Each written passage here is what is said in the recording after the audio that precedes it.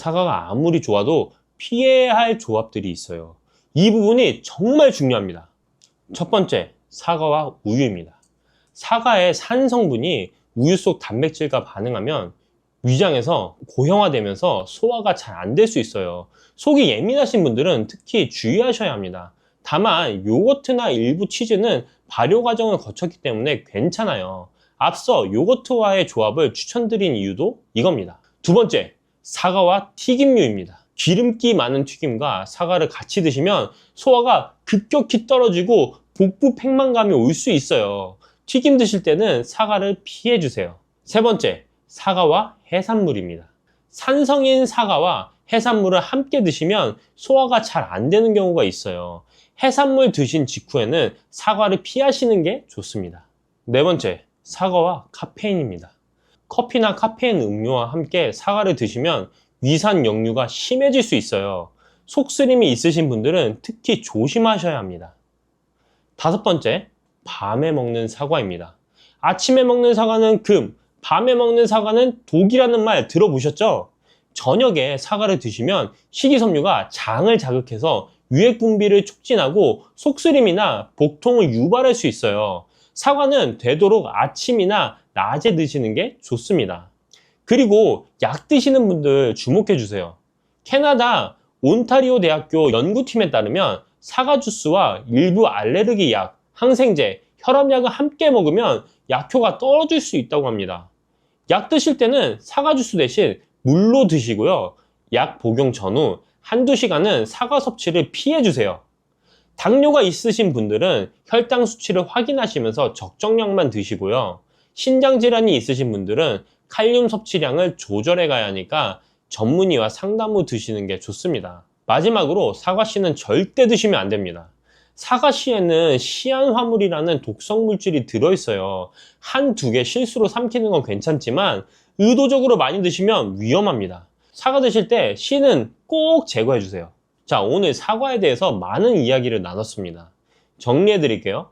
사과는 정말 의사가 싫어할 만한 과일입니다. 펙틴으로 장 건강을 챙기고 칼륨으로 혈압을 관리하고 폴리페놀로 심혈관 암까지 예방해 주니까요. 특히 우리 어르신분들께 필요한 효능이 가득 들어있어요. 드실 때는 아침 식전에 껍질째 깨끗이 씻어 드시고요. 하루에 한두 개 정도가 적당합니다. 견과류, 꿀, 요거트랑 같이 드시면 효과가 배가 되고요. 돼지고기 드실 때 곁들이시면 염분 배출에 도움이 됩니다.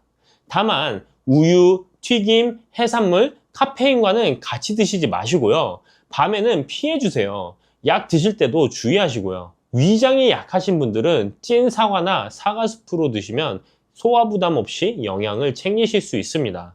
과유불급이라고 했습니다. 아무리 좋은 것도 지나치면 해가 돼요. 적정량을 지키면서 꾸준히 드시는 게 가장 좋은 방법입니다. 우리 어머니들이 괜히 사과 먹어라 하신 게 아니었어요.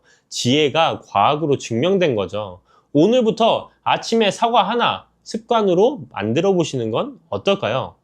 요즘 장이 좀 불편하진 않으세요?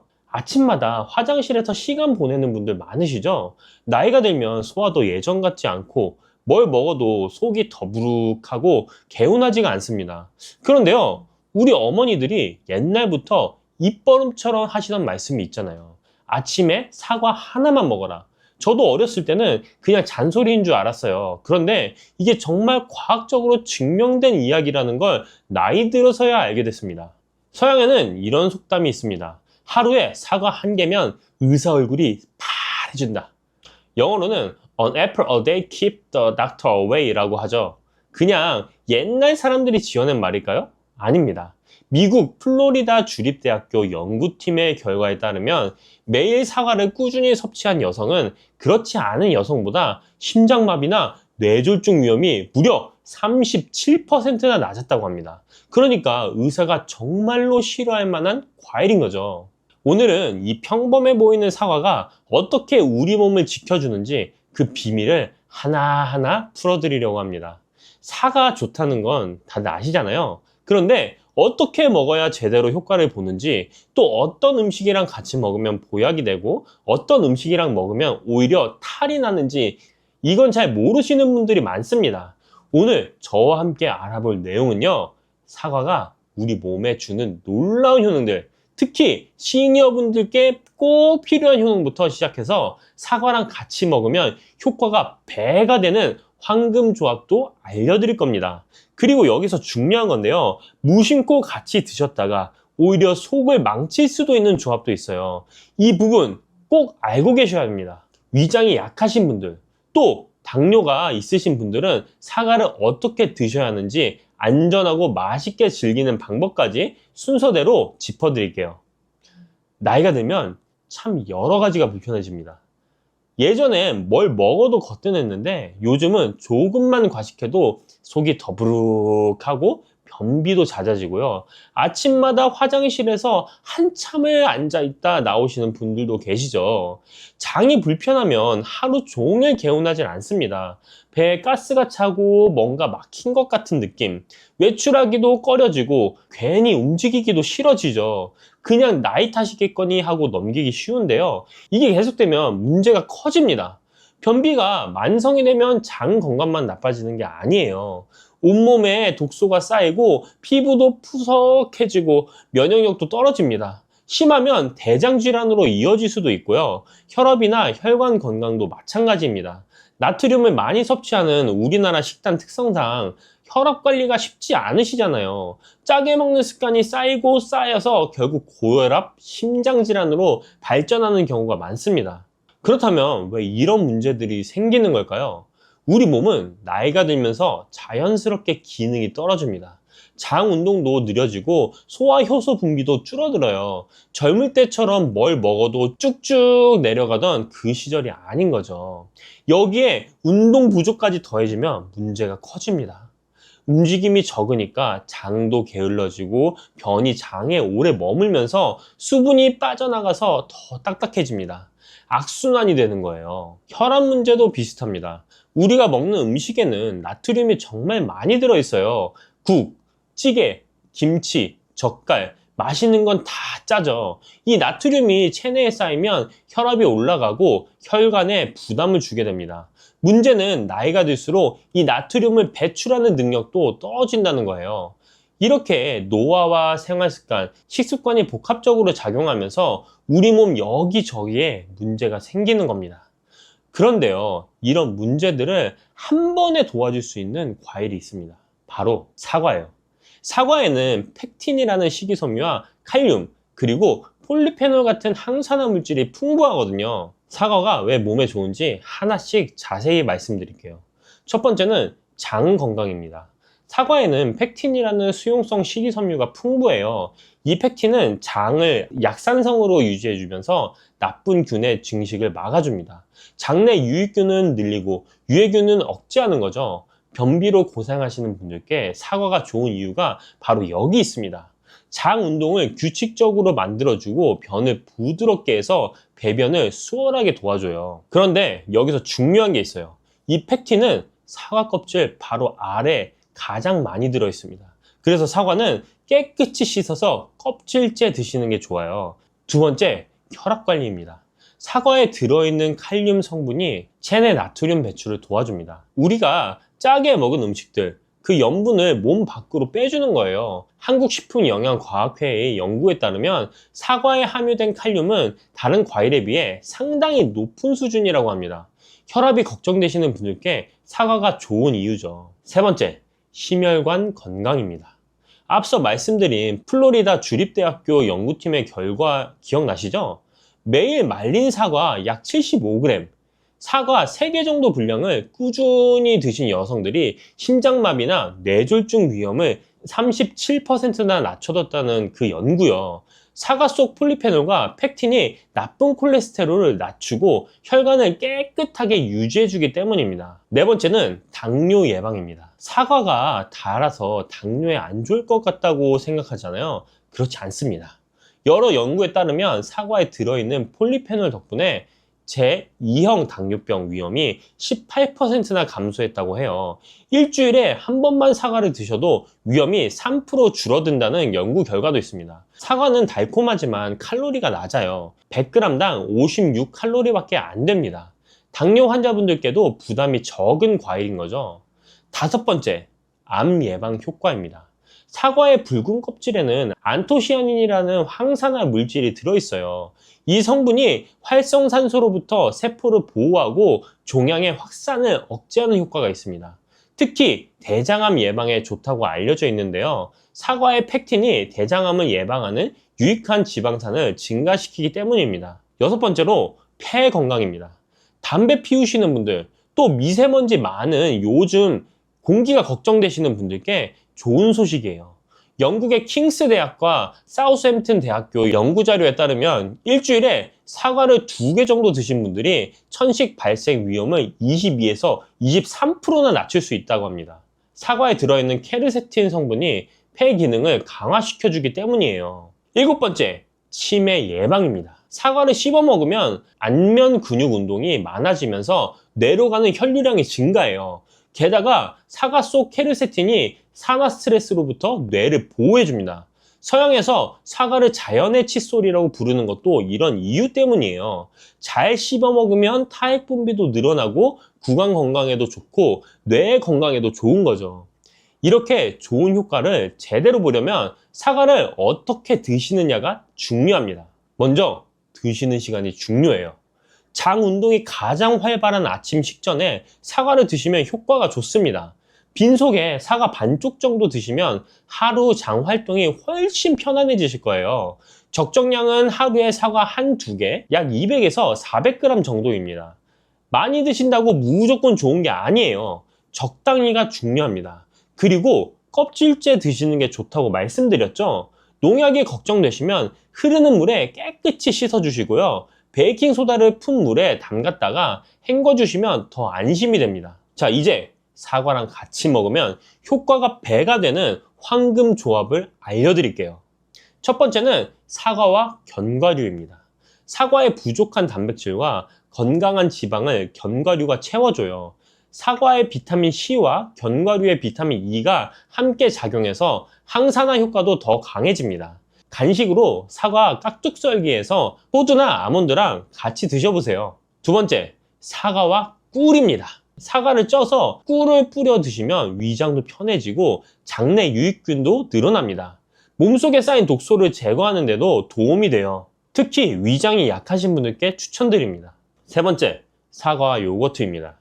사과의 식이섬유와 요거트의 프로바이오틱스가 만나면 장 건강에 시너지 효과가 납니다. 아침에 플레인 요거트에 사과 갈아 넣어서 드시면 소화도 잘 되고 든든해요. 네 번째, 의외의 조합인데요. 사과와 돼지고기입니다.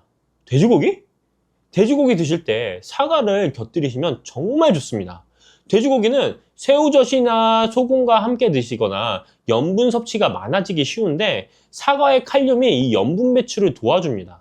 돼지고기의 찬 성질을 사과의 따뜻한 성질이 보완해주기도 하고요. 다섯 번째, 사과와 당근입니다. 사과 당근 주스 많이 드시죠? 사과의 달콤 새콤한 맛이 당근 특유의 향을 잡아주고 비타민 A, C, 칼륨, 식이섬유를 한 번에 섭취할 수 있어서 디톡스 효과가 탁월합니다.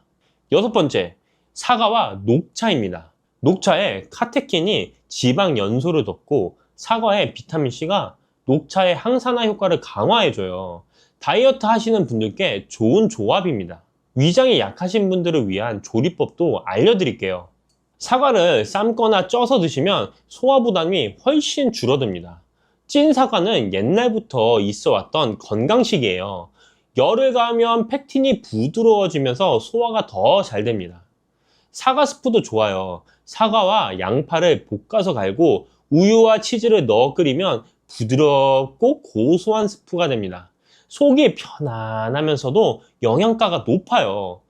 치아가 불편하신 분들은 사과를 갈아서 주스로 드시거나 사과 콩포트처럼 설탕과 레몬즙을 넣고 졸여서 부드럽게 드시는 방법도 있습니다. 방법을 아는 것도 중요하지만 조심해야 될 부분도 함께 알아두셔야 됩니다. 여러분, 혹시 요즘 눈이 쉽게 피로하시거나 오후만 되면 기운이 쭉 빠지는 느낌 드시진 않으세요? 아니면 괜히 다리가 무겁고 혈액순환이 잘 안 되는 것 같은 느낌 드실 때 있으시죠? 저도 그랬습니다. 나이 탓이겠거니 하고 그냥 넘기곤 했어요. 그런데 말이에요. 오늘 제가 여러분께 소개해드릴 음식이 있습니다. 시장 가시면 싱싱하게 뛰어다니는 것도 보이고 찌개에도 들어가고 볶음밥에도 들어가는 그 음식, 탱글탱글하고 고소한 맛이 일품이죠. 네, 바로 새우입니다. 에이, 새우가 뭐 특별하다고 이렇게 생각하실 수도 있어요. 그런데요, 우리 조상들은 새우를 귀한 음식으로 여겼습니다. 동의보감에 보면 새우를 기력을 보충하고 몸을 따뜻하게 하는 음식이라고 기록해 놨거든요. 옛날 분들이 괜히 그런 말씀을 하신 게 아니에요. 현대 영양학에서도 새우는 바다의 보약이라고 불립니다. 특히 식품의약품안전처에서는 새우에 들어있는 아스타잔틴이라는 성분이 눈의 피로 개선에 효과가 있다고 공식적으로 인정했어요. 비타민 E보다 550배, 비타민 C보다 6000배나 강력한 항산화 작용을 한다는 연구 결과도 있습니다. 새우 한 마리에 이렇게 대단한 비밀이 숨어 있었던 거예요. 오늘은 이 탱글탱글한 보물, 새우에 대해서 제대로 한번 파헤쳐 보려고 합니다. 먼저 혈압 걱정 되시는 분들, 눈 건강 챙기시는 분들께 새우가 어떻게 도움이 되는지 알려드릴게요. 그리고 새우와 함께 드시면 효과가 2배, 3배로 좋아지는 음식도 있습니다. 우리 조상들이 아욱국에 새우젓을 넣어 드신 데는 다 이유가 있었거든요. 하지만 여기서 중요한 게 있습니다. 새우가 아무리 좋아도 이걸 함께 드시면 안 되는 음식이 있어요. 특히 맥주랑 새우를 같이 드시는 분들 많으시잖아요. 이 조합이 왜 위험한지, 어떤 분들이 조심하셔야 하는지도 오늘 꼭 짚어드릴게요. 그리고 마지막에는 새우를 가장 건강하게 드실 수 있는 특별한 요리법도 알려드리겠습니다. 스페인 사람들이 오래 건강하게 사는 비결이 담긴 요리인데요. 집에서도 쉽게 만드실 수 있어요. 좋은 것만 알려드리면 반쪽짜리 정보잖아요. 주의해야 할 것까지 다 알아야 진짜 도움이 되는 거니까요. 그럼 지금부터 차근차근 이야기 나눠보겠습니다. 자, 그럼 우리 몸 이야기부터 해볼까요? 나이가 들면 여러 가지가 걱정되시죠? 혈압도 그렇고 눈도 예전 같지 않고 면역력도 떨어지는 것 같고요. 예전에는 밤새 책을 봐도 끄떡 없었는데 요즘은 조금만 화면을 봐도 눈이 뻑뻑하고 피곤하시죠? 오후만 되면 기운이 푹 빠지는 분들도 계시고요. 아침에는 그래도 괜찮은데 점심 먹고 나면 나른해지고 뭘 해도 의욕이 안 나는 분들이 많으세요. 혈관 건강도 걱정이시죠? 콜레스테롤 수치가 높다고 하니까 뭘 먹어도 걱정이 되고, 그렇다고 맛있는 거 안 먹자니 삶에 낙이 없고요. 단백질은 챙겨 먹어야 한다는데 고기는 기름지고 소화도 잘 안 되는 것 같고, 그리고 이런 증상들 그냥 나이 탓이려니 하고 넘기시는 분들이 참 많으세요. 원래 나이 들면 다 그런 거지 하시면서요. 그런데 이게 쌓이면 어떻게 될까요? 눈 피로가 계속되면 시력에도 영향을 주고 혈관 건강이 나빠지면 심혈관 질환으로도 이어질 수 있습니다. 그렇다면 왜 이런 문제들이 생기는 걸까요? 우리 몸은 나이가 들면서 여러 가지가 변합니다. 혈관도 예전처럼 탄력이 좋지 않고 세포도 점점 노화가 진행되죠. 이건 자연스러운 현상이에요. 누구나 겪는 일입니다. 여기에 생활 습관이 더해지면 문제가 더 커집니다. 요즘 우리가 먹는 음식들, 기름지고 짠 것들이 많잖아요. 배달 음식도 많이 드시고 간편하게 드시려다 보니 영양 균형이 안 맞는 경우가 많습니다. 특히 단백질이 부족한 분들이 많으세요. 단백질이 부족하면 근육이 빠지고 면역력도 떨어지고 피로도 쉽게 느끼게 됩니다. 눈 건강도 마찬가지예요. 요즘은 스마트폰도 보시고 TV도 많이 보시잖아요. 이런 블루라이트에 계속 노출되면 눈이 쉽게 피로해지고 시력에도 영향을 줍니다. 그리고 활성산소라는 게 있습니다. 우리가 숨을 쉬고 에너지를 만드는 과정에서 자연스럽게 생기는 건데요. 이게 많아지면 세포를 손상시키고 노화를 촉진시킵니다. 나이가 들수록 이 활성산소를 없애는 능력이 떨어지거든요. 이런 복합적인 원인들이 하나 둘씩 쌓이면서 우리 몸에 부담을 주는 겁니다. 하루아침에 생긴 문제가 아니라 오랜 시간 조금씩 쌓여온 거예요. 해결책도 거창할 필요가 없습니다. 매일 조금씩 꾸준히 좋은 걸 드시면 됩니다. 그리고 좋은 것 중에 하나가 바로 오늘의 주인공 새우입니다. 새우에는 타우린, 아스타잔틴, 셀레늄 같은 성분들이 풍부하게 들어있거든요. 자, 이제 본격적으로 새우가 왜 좋은지 말씀드릴게요. 첫 번째, 심혈관 건강에 정말 좋습니다. 새우에는 타우린이라는 아미노산이 풍부하게 들어있어요. 이 타우린이 혈압을 조절하고 나쁜 콜레스테롤을 억제하고 좋은 콜레스테롤은 높여주는 역할을 합니다. 동맥경화나 심근경색 예방에 도움이 되는 거죠. 고혈압 있으신 분들께 특히 좋은 성분입니다. 두 번째, 눈 건강과 노화 방지에 탁월합니다. 새우를 삶으면 빨갛게 변하잖아요. 이 붉은색의 비밀이 바로 아스타잔틴입니다. 아까 말씀드렸듯이 비타민 E보다 550배, 비타민 C보다 6000배나 강력한 항산화 작용을 해요. 활성산소를 없애서 세포 노화를 늦추고 피부 건강도 지켜줍니다. 특히 주목할 점은 아스타잔틴이 뇌와 눈의 장벽을 통과할 수 있는 몇 안 되는 항산화 물질이라는 거예요. 식품의약품안전처에서도 아스타잔틴 6mg을 4주간 섭취하면 눈의 피로 개선에 효과가 있다고 인정했습니다. 화면 많이 보시는 분들, 눈피로 느끼시는 분들께 정말 좋은 성분이죠. 세 번째, 면역력 강화에도 도움이 됩니다. 새우에는 셀레늄이라는 성분이 풍부해요. 이 셀레늄이 강력한 항산화 작용으로 면역력을 강화하고 갑상선 기능도 정상적으로 유지해줍니다.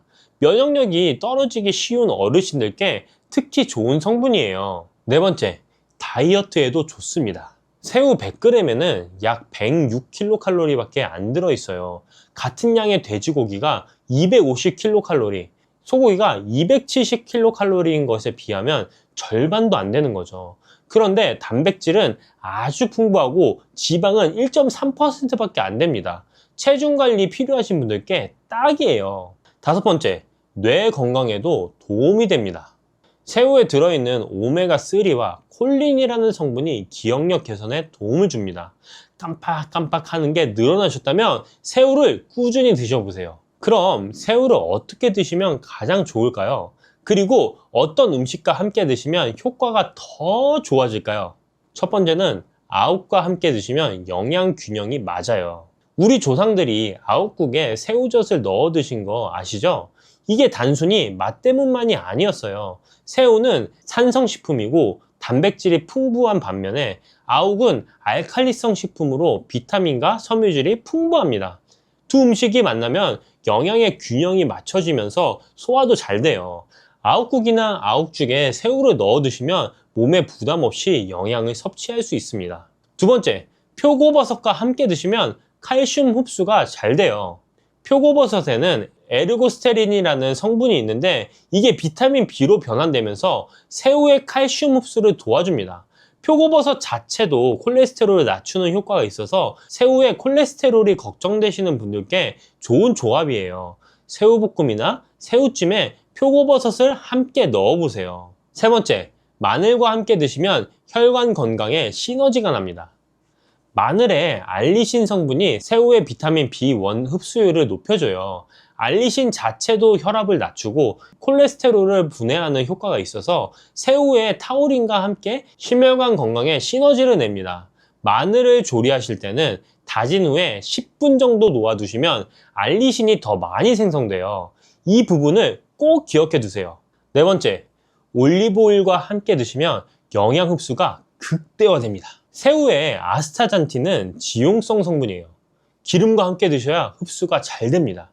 올리브 오일은 불포화 지방산이 풍부해서 콜레스테롤을 낮춰주고 폴리페놀이라는 항산화 성분도 들어있어요. 새우를 올리브 오일에 조리하면 아스타잔틴 흡수가 극대화되고 올리브 오일의 건강 효과까지 더해집니다. 다섯 번째, 완두콩과 함께 드시면 콜레스테롤 걱정을 덜 할 수 있어요. 완두콩의 식이섬유와 식물성 단백질이 콜레스테롤 흡수를 억제해줍니다. 새우볶음밥에 완두콩을 넣거나 새우 샐러드에 완두콩을 곁들이면 맛도 좋고 건강에도 좋습니다.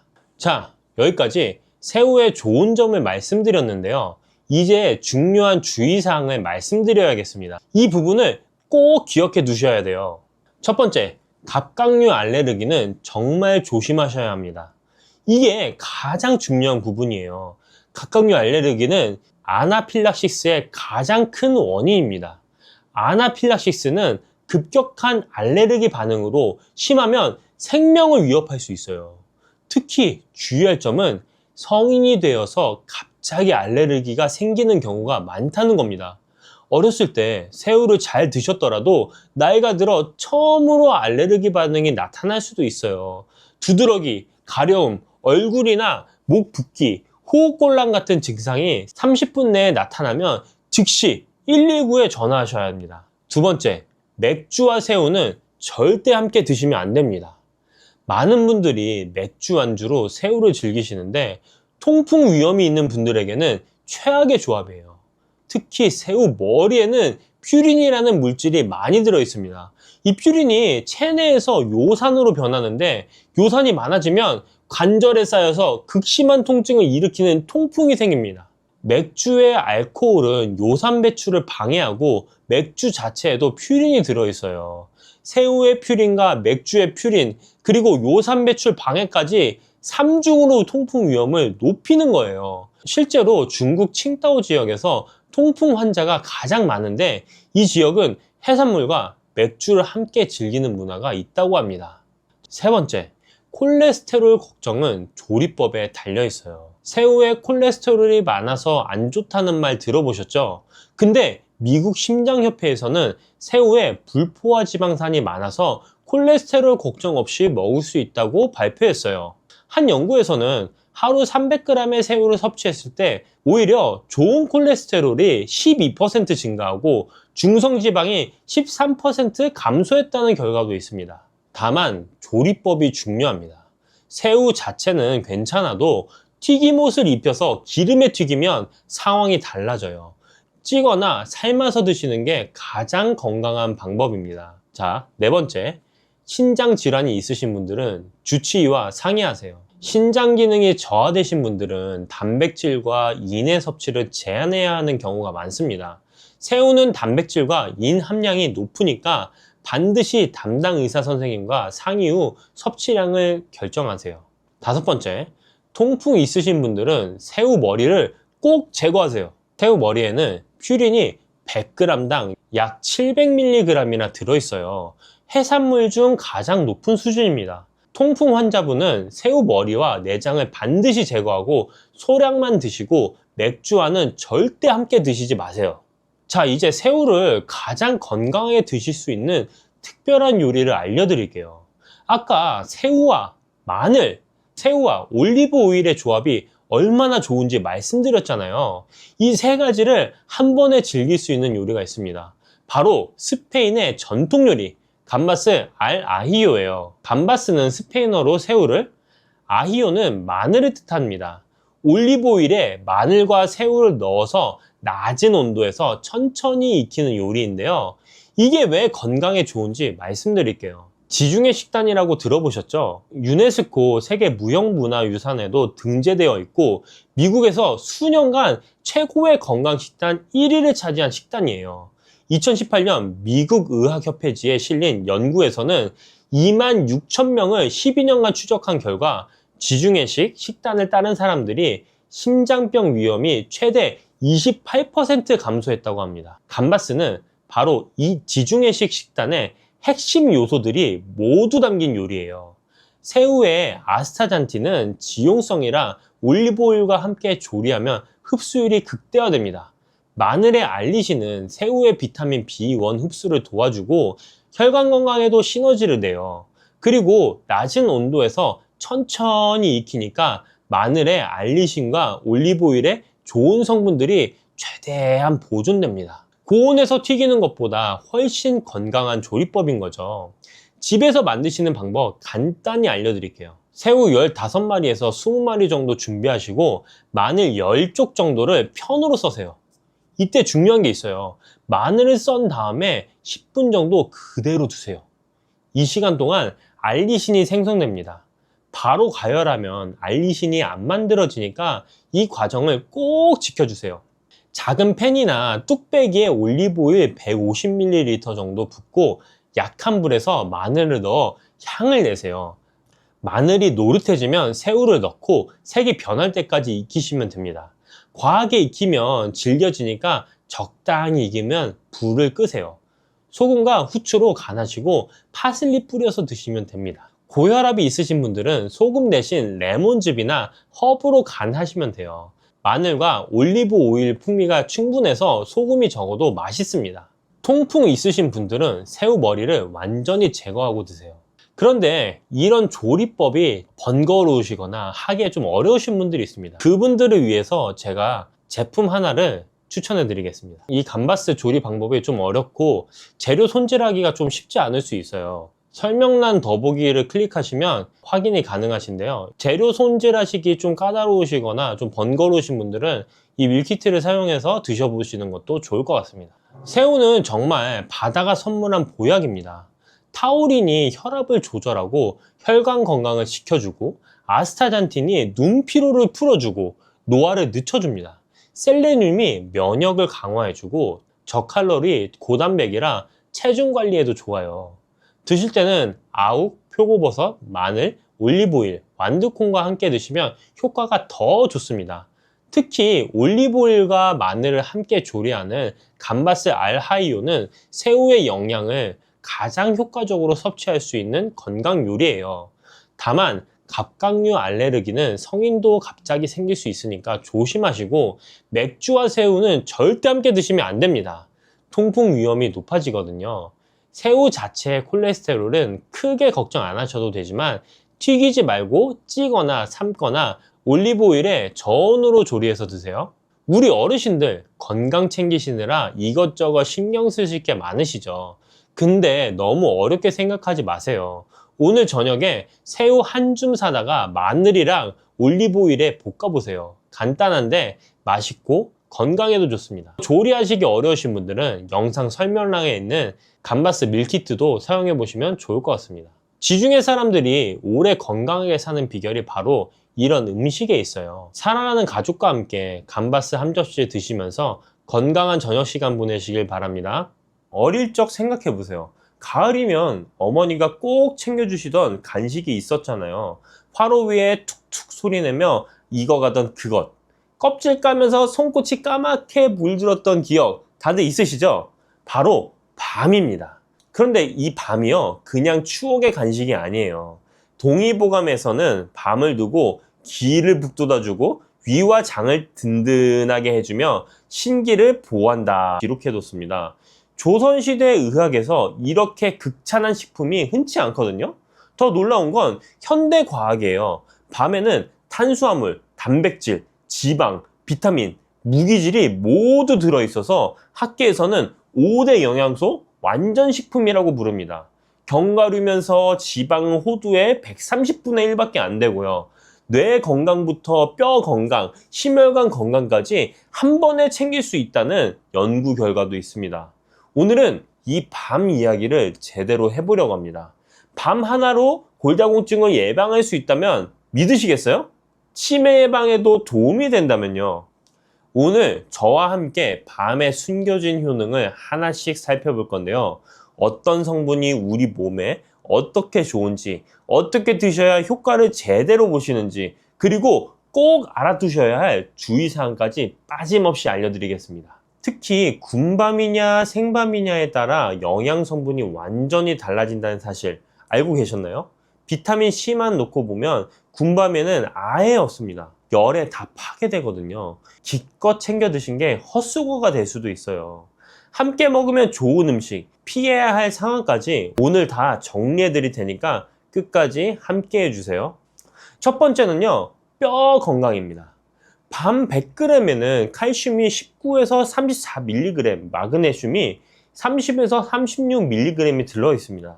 여기에 인이 200mg 이상, 망간은 하루 충분량의 127%나 됩니다. 이 네 가지 미네랄이 함께 작용하면서 뼈를 튼튼하게 만들어줘요.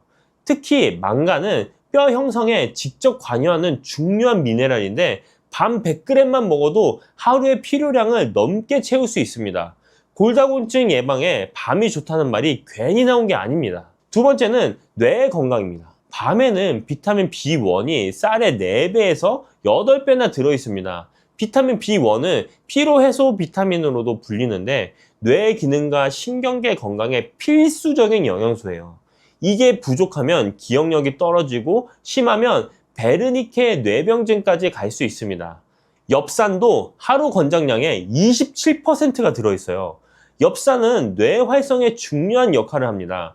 여기에 폴리페놀이라는 항산화 성분은 혈액과 뇌 장벽을 통과해서 뇌를 직접 보호합니다. 알츠하이머병 발병을 늦추는 효과가 있다는 연구 결과도 있습니다. 세 번째, 심혈관 건강입니다. 밤에 들어있는 갈산과 엘라그라산이라는 성분이 있는데요. 연구에 따르면 이 성분들이 심장병 위험을 27%, 뇌졸중 위험을 24% 감소시킨다고 합니다.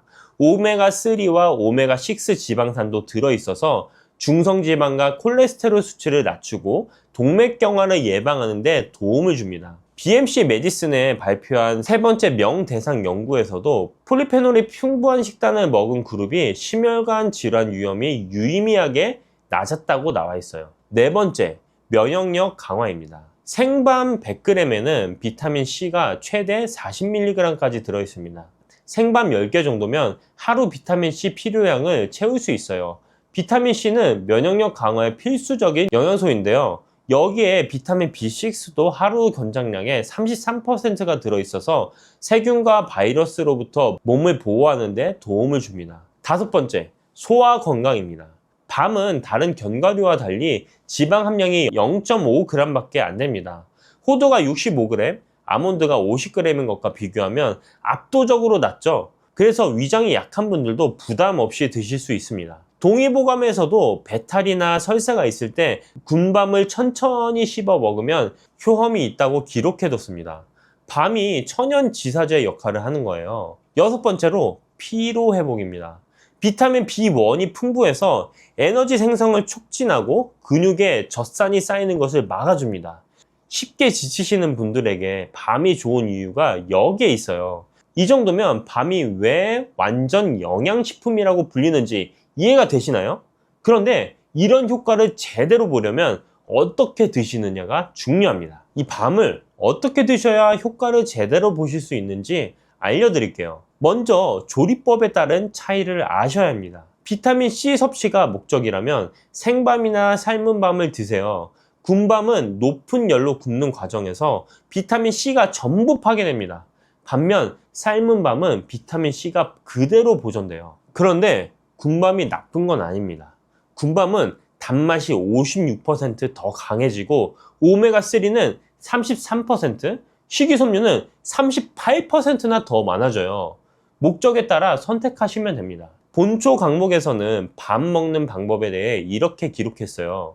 생으로 먹는 게 가장 좋고 그 다음이 구워서 먹는 것, 그 다음이 익혀 먹는 것, 찌는 건 가장 덜 좋다고요. 구울 때는 속까지 완전히 익히지 말고 절반 정도만 익혀야 좋다고 했습니다. 섭취량은 하루 5개에서 6개가 적당합니다. 옛 속담에 밤 3톨만 먹으면 보약이 따로 없다는 말이 있을 정도예요. 소량으로도 충분한 효과를 볼 수 있으니까 욕심내지 마시고 적당히 드세요. 섭취 타이밍도 중요합니다. 아침이나 점심 때 드시는 게 좋아요. 저녁 늦게 드시면 소화에 부담이 갈 수 있거든요. 공복보다는 식후에 간식처럼 드시는 걸 추천드립니다. 함께 먹으면 좋은 음식도 있습니다. 단백질이 필요하시면 두부와 함께 드시고요. 밤밥을 지을 때 두부요리를 곁들이면 영양 균형이 좋아집니다. 시금치나 미역 같은 철분이 풍부한 음식과 함께 드시면 빈혈 예방에도 도움이 되고요. 보관법도 알아두시면 좋습니다. 생밤은 냉장 보관하시고 가급적 빨리 드시는 게 좋습니다. 오래 두면 벌레가 생기거나 맛이 변할 수 있거든요. 장기 보관하시려면 삶아서 냉동하시면 됩니다. 이거는 활용법도 다양합니다. 밤밥, 밤죽, 밤조림 같은 전통 음식도 좋고 샐러드에 넣어 드셔도 맛있어요. 치아가 불편하신 분들은 밤죽이나 밤스프 형태로 드시면 부담이 적습니다. 술 드시는 분들께는 생밤을 안주로 추천드립니다. 생밤엔 비타민C가 아세트알데히드 생성을 억제하고 알코올 산화를 촉진해서 숙취 해소에도 도움이 됩니다. 단, 군밤은 비타민C가 없으니까 숙취 해소 효과를 기대하기 어렵습니다. 이렇게 좋은 밤이지만 주의하셔야 할 부분도 있습니다. 이 부분은 꼭 기억해 주세요. 첫 번째, 당뇨 환자분들은 섭취량을 조절하셔야 합니다. 밤에는 탄수화물 함량이 33에서 37%로 꽤 높아요. 혈당 부하 지수도 58로 고혈당 부하 식품에 해당됩니다. 몸에 좋다고 많이 드시면 혈당이 급격히 올라갈 수 있으니까 반드시 적정량만 드시길 바랍니다. 두 번째, 신장 질환이 있으신 분들도 주의가 필요합니다.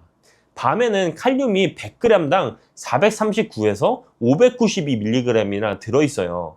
건강한 분들에게는 노폐물 배출에 도움이 되지만 신장 기능이 저하된 분들은 고칼륨 혈증 위험이 있습니다. 드시기 전에 담당 의사 선생님과 상담하시는 게 좋습니다. 세 번째로는 알레르기 반응이 나타날 수 있습니다. 밤 알레르기가 있으신 분들은 가려움증, 발진, 두드러기, 심하면 호흡 곤란까지 올 수 있어요. 특히 꽃가루 알레르기가 있으신 분들 중에 약 15%가 밤 알레르기를 함께 가지고 있다는 연구 결과도 있습니다. 재밌는 건 생밤에는 알레르기 반응이 있어도 삶거나 구운 밤은 괜찮은 경우가 있다는 거예요. 열 처리 과정에서 알레르기를 유발하는 단백질이 변성되기 때문입니다. 생밤을 드시고 불편하셨던 분들은 익힌 밤을 시도해 보세요. 네 번째, 과다 섭취하면 소화불량이 될 수 있습니다. 밤에는 식이섬유가 풍부하다 보니 많이 드시면 복부 팽만감이나 가스가 찰 수 있어요. 위장이 약하신 분들은 천천히 오래 씹어 드시고 물도 충분히 드세요. 불용성 식이섬유를 많이 드시면서 수분 섭취가 부족하면 오히려 변비가 생길 수도 있거든요. 다섯 번째, 철분제와 함께 드시면 안 됩니다. 밤에 들어있는 타닌 성분이 철분과 미네랄의 흡수를 방해할 수 있습니다. 빈혈 치료 중이신 분들은 철분제 복용 시간과 밤 섭취 시간을 2~3시간 정도 떼어 놓으시는 게 좋습니다.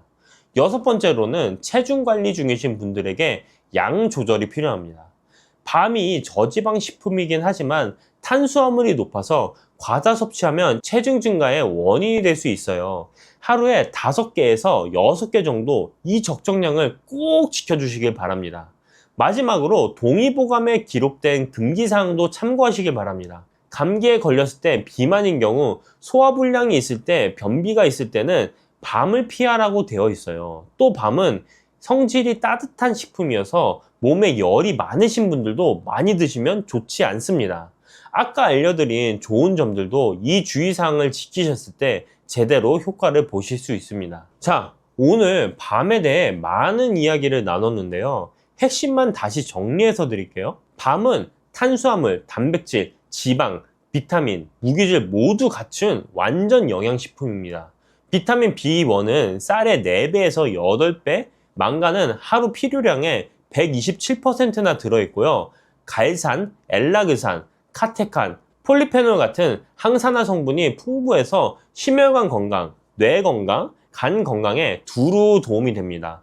특히 우리 시니어분들께 밤이 좋은 이유는 소화가 잘 되면서도 뼈와 뇌, 심혈관을 동시에 챙길 수가 있기 때문이에요. 지방 함량이 0.5g 밖에 안 되니까 체중 관리 걱정도 덜 하시고요. 드실 때는 목적에 따라 조리법을 선택하세요. 비타민C가 필요하시면 생밤이나 삶은 밤, 식이섬유의 단맛을 원하시면 군밤이 좋습니다. 하루 적정량은 5개에서 6개입니다. 옛말에 밤 3톨이면 보약이 따로 없다고 했잖아요. 소량으로도 충분한 효과를 볼 수 있으니까 욕심내지 마시고요. 당뇨 환자분들과 신장 질환이 있으신 분들은 섭취량 조절이 꼭 필요합니다. 알레르기 여부도 확인해 보시고 밤 드실 때는 물도 충분히 드세요. 동의보감에서 극찬하고 현대과학이 효능을 입증한 밤, 이제 그냥 간식이 아니라 건강을 지켜주는 보약으로도 챙겨 드시면 좋습니다. 가을 지나도 밤은 언제든 구하실 수 있으니까요. 오늘부터 식탁에 밤 한 그릇 올려놓으시는 건 어떨까요? 여러분, 혹시 요즘 부쩍 피로가 풀리지 않거나 아침에 일어나도 몸이 무겁고 찌뿌둥한 느낌 드시진 않으세요? 나이가 들면 예전 같지 않다는 말 자주 하시잖아요. 젊을 때는 하루만 푹 자면 금방 회복됐는데요. 요즘은 며칠을 쉬어도 개운하지가 않고 눈도 침침하고 기억력도 예전만 못한 것 같고요. 그런데 말이죠. 우리가 평소에 즐겨 먹는 음식 중에 이런 증상들은 한꺼번에 잡아주는 식재료가 있습니다. 바로 오징어예요. 오징어가 뭐 그렇게 대단하다고 하실 수도 있어요. 술안주로나 먹는 거 아니냐. 콜레스테롤 높아서 안 좋다던데 이렇게 생각하시는 분들 많으시죠? 그런데 오징어에는 바다의 인삼이라는 별명이 붙어 있다는 거 알고 계셨나요? 해삼만 생각하시지 마시고 오징어도 바다의 인삼이라는 말이 들어 있습니다. 괜히 붙은 이름이 아닙니다. 오늘은 제가 오징어에 숨겨진 건강 비밀을 낱낱이 파헤쳐 드릴게요. 오늘 이야기에서는 오징어가 왜 바다의 인삼으로 불리는지, 어떤 성분이 우리 몸에 어떻게 좋은지 하나하나 짚어드릴 거예요. 특히 피로회복, 간 건강, 눈 건강, 혈관 건강까지 어르신들이 가장 신경 쓰시는 부분에 오징어가 얼마나 도움이 되는지 알려드리고요. 오징어와 함께 먹으면 보약이 되는 음식들, 반대로 절대 같이 드시면 안 되는 음식도 있습니다. 이 부분 모르시고 드시면 오히려 탈이 날 수 있어요. 꼭 알아두셔야 합니다. 마지막으로 맛있고 건강하게 오징어 드시는 조리법까지 오늘 한 번에 정리해 드릴게요. 나이가 들면 여기저기 불편한 곳이 하나둘씩 생기게 마련이에요. 아침에 눈 뜨면 개운하기는커녕 온몸이 무겁고 조금만 움직여도 금방 지치고요. 눈은 침침해서 신문 글씨가 잘 안 보이고 가끔 깜빡깜빡 잊어버리는 것도 많아지셨을 거예요. 그냥 나이 들면 다 그런 거지 뭐 하고 넘기기가 쉬운데요. 사실 이런 증상들이 계속 쌓이면 더 큰 문제로 이어질 수 있습니다. 만성 피로가 계속되면 면역력이 떨어지고 눈이 계속 나빠지면 일상생활이 불편해지고 기억력 감퇴가 심해지면 치매 위험까지 높아질 수 있거든요. 그래서 평소 식습관으로 미리미리 관리하는 게 정말 중요합니다. 왜 이런 증상들이 생기는 걸까요? 나이가 들면 우리 몸에서 여러 가지 변화가 일어납니다. 우선 간 기능이 예전만 못해져요. 간은 우리 몸의 해독 공장인데 이 기능이 떨어지면 피로 물질이 잘 안 빠지고 쌓이게 됩니다. 그러니까 자도 피곤한 거예요. 눈도 마찬가지입니다. 나이가 들면 망막 세포가 약해지고 눈을 보호하는 항산화 물질도 줄어들어요. 그래서 눈이 쉽게 피로해지고 침침해지는 거죠. 뇌도 빼놓을 수 없어요. 뇌세포막을 구성하는 좋은 지방이 부족해지면 기억력과 인지 기능이 떨어집니다. 특히 DHA라는 성분이 부족하면 치매 위험도 높아진다고 해요. 여기에 운동 부족, 불규칙한 식습관, 스트레스까지 더해지면 문제가 더 커지고요. 그런데 이런 문제들을 한꺼번에 도와줄 수 있는 성분이 있습니다. 바로 타우린과 DHA예요. 그리고 이 두 가지가 아주 풍부하게 들어있는 식품이 바로 오징어입니다. 자, 이제 본격적으로 오징어가 왜 바다의 인삼인지 알려드릴게요. 첫 번째, 간 건강과 피로 회복에 탁월합니다. 오징어에는 타우린이라는 성분이 아주 풍부해요.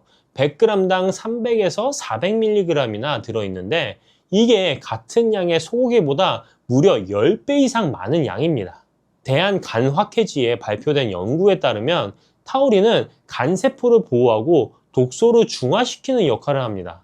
술 드신 다음날 해장국에 오징어 넣어 드시면 속이 풀리는 게 다 이유가 있는 거예요.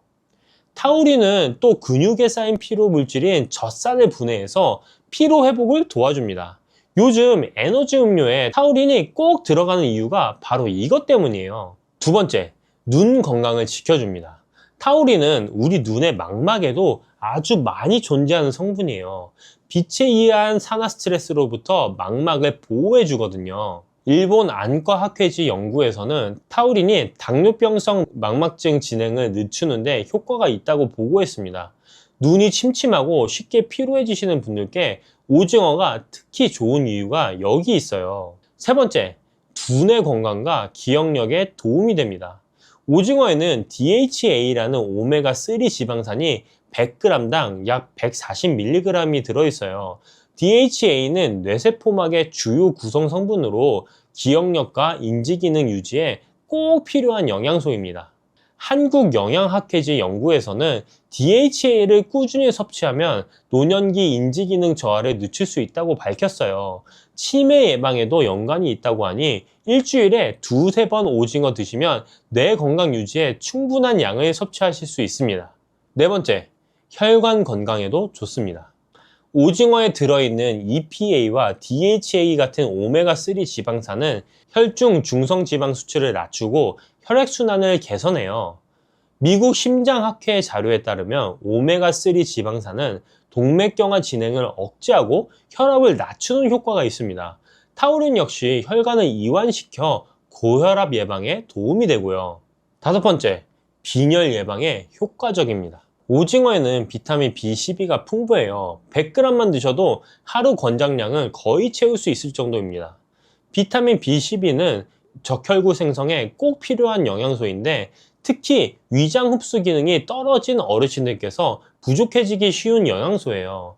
오징어를 꾸준히 드시면 빈혈 예방에 큰 도움이 됩니다.